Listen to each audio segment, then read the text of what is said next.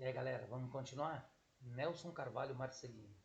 Olha só, eu tive a oportunidade, o prazer de trabalhar com ele, né, aqui em São José, durante uma, um período que ele passou aqui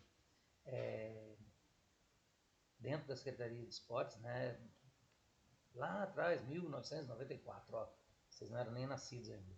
Mas o Marcelino esteve aqui e foi responsável por muita coisa que, né, muitos projetos, a abertura de muitos projetos dentro, né, da Secretaria de Esportes, principalmente a inclusão e a formação dos animadores socioculturais.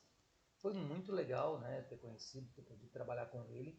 Só que Marcelino ele trabalha numa linha assim conceitual, né, um pouquinho diferente, né, do Mazedier e de Freubel, das pessoas com quem eu hoje ainda insisto, né, e continuo trabalhando. Então, assim, na verdade, a gente tem com ele uma um grande desenvolvimento do estudo do lazer no Brasil, sem dúvida nenhuma, né?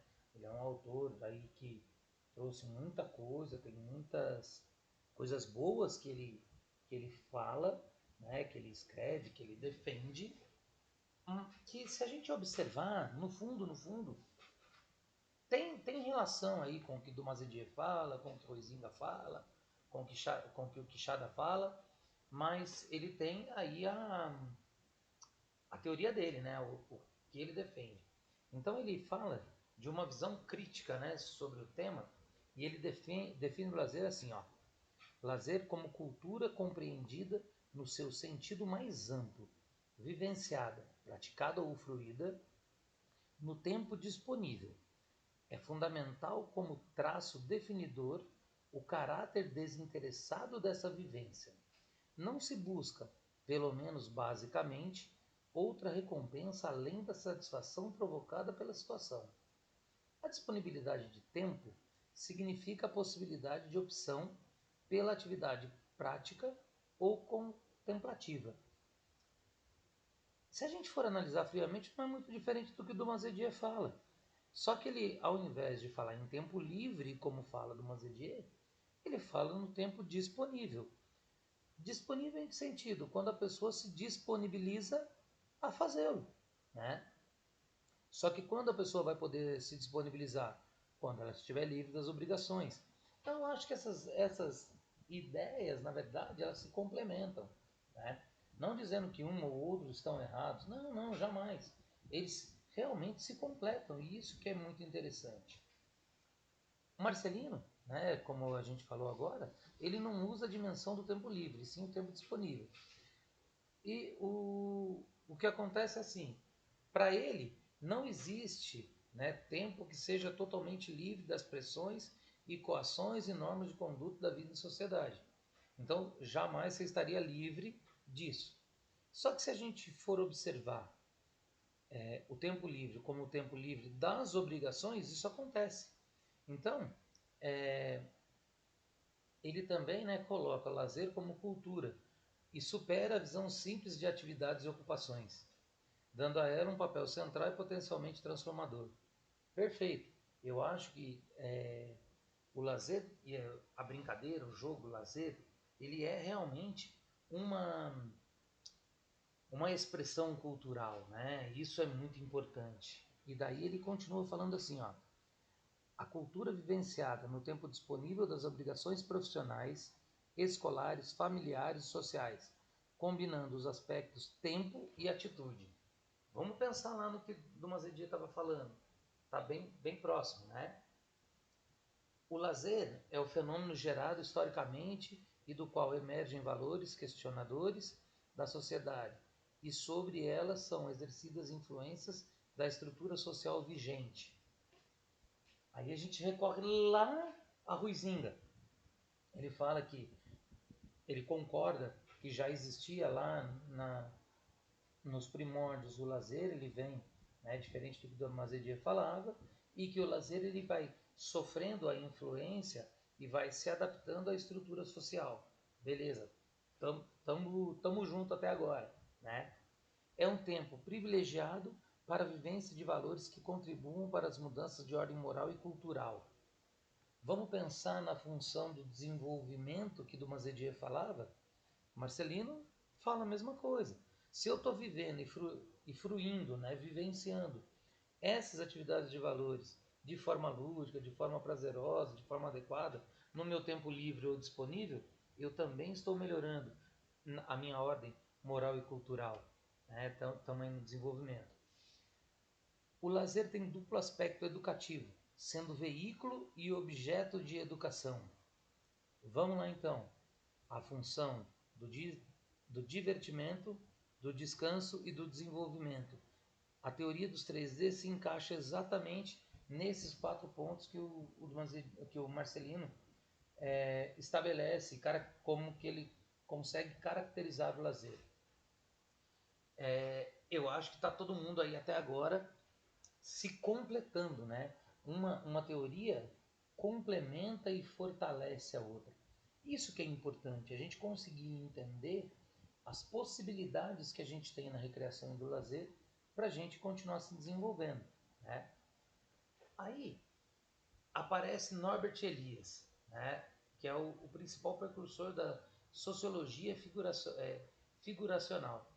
E o que ele põe? Ele estuda as relações humanas de forma processual. E o que é isso? O que é estudar de forma processual? Ele toma, né, o lazer como referência para que ele possa considerar as teorias, né, de um pensador clássico e de outros autores mais contemporâneos. Onde ele contribui? Né? O que ele diz é o seguinte: o Elias ele fala que o lazer ele não está dissociado do trabalho, e sim ele é algo que complementa o trabalho. Ou seja, eles são complementares.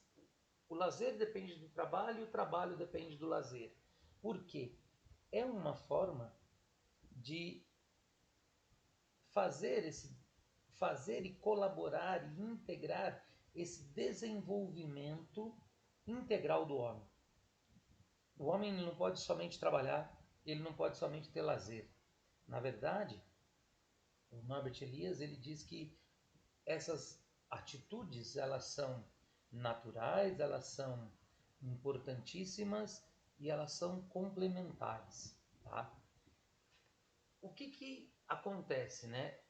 Elias ele usa o termo mimético, né, para fazer essa relação entre os sentimentos experimentados no lazer e as situações da vida real. Esse termo significa que o lazer, né, como nos jogos, nos esportes, nas artes, há a presença de emoções intensas que se manifestam de forma livre de restrições, de controle e que manifesta tensões prazerosas sem correr o risco de viver um emocional violento na vida social. O que isso tudo quer dizer? Galera, eu vou lá, eu trabalho, eu tenho as minhas obrigações e, por exemplo, vou falar de mim, professor Luiz. Eu tenho um prazer gigantesco no que eu faço. Eu sou extremamente apaixonado pela minha profissão. Então, eu vivo dentro, né, do meu trabalho, dando aula, emoções intensas, né? Só que isso para mim não é lazer. Quando eu estou fazendo algum trabalho de recreação e lazer, né, eu também vivo emoções intensas, mas isso também não é o meu lazer. O meu lazer, eu vou ter emoções intensas quando eu vou lá, beleza, vou a um jogo, vou praticar um esporte, vou jogar videogame, vou a um teatro, vejo uma peça muito legal, um filme que me interessa, um livro que me interessa. Eu tenho as mesmas sensações que eu tenho trabalhando, eu tenho no lazer e elas se completam para que eu tenha esse meu desenvolvimento integral. Então, a gente não precisa, na verdade, separar as coisas como se elas fossem completamente impossíveis de caminhar juntas. O que eu tenho que entender é quando eu estou no meu momento de obrigação, que eu tenho lá a minha responsabilidade no trabalho, E quando eu posso relaxar? Eu preciso entender a diferença entre essas coisas. Aí eu consigo perceber o que Elias nos diz.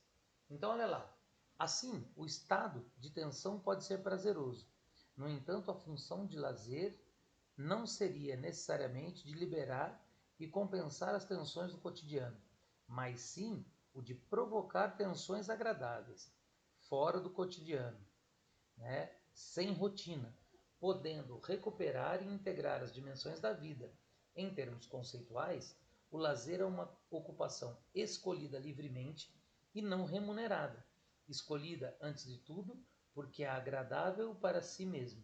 Ou seja, o que me agrada, o que eu escolho e o que traz para mim, né, essa tensão agradável é lazer, ok?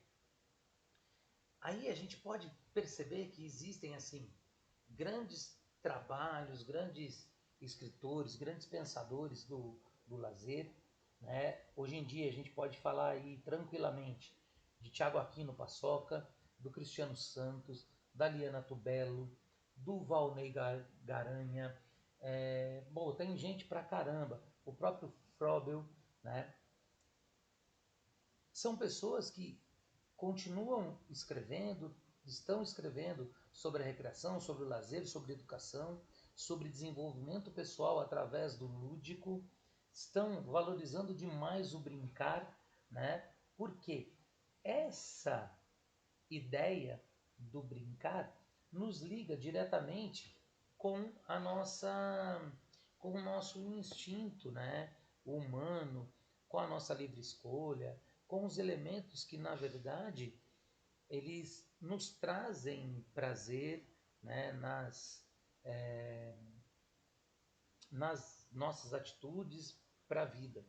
Então, a socialização, esse desenvolvimento, o descanso, o divertimento, tudo isso, né, está ligado aí à recreação, ao lazer, e como diz o Paçoca, né, o Tiago Aquino, ele fala que o importante, quando a gente brinca, quando a gente está numa atividade, é a gente perceber a energia que emana e que está em volta, o campo energético da atividade.